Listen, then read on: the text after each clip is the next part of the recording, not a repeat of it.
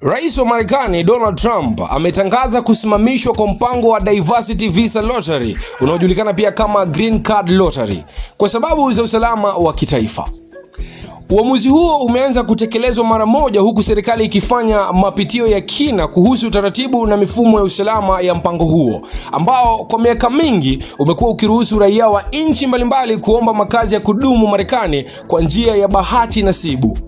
Uamuzi huu umechukuliwa kufuatia taarifa kuwa mtuhumiwa anayehusishwa na mashambulizi ya risasi katika chuo kikuu cha Brown na taasisi ya teknolojia ya Massachusetts, hiyo ni MIT, aliingia nchini Marekani kupitia mpango huo.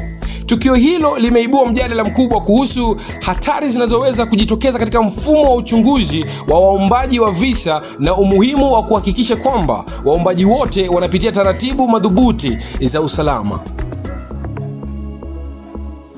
Maafisa wa usalama wamesema kuwa hatua ya kusimamisha mpango huo ni ya muda na inaashiria jitihada za serikali za kuchunguza kila kipengele cha mpango huo.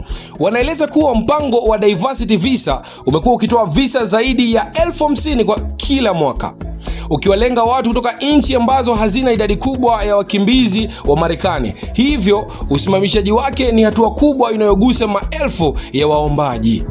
Ikulu ya White House imeongeza kuwa baada ya tathmini kamili ya usalama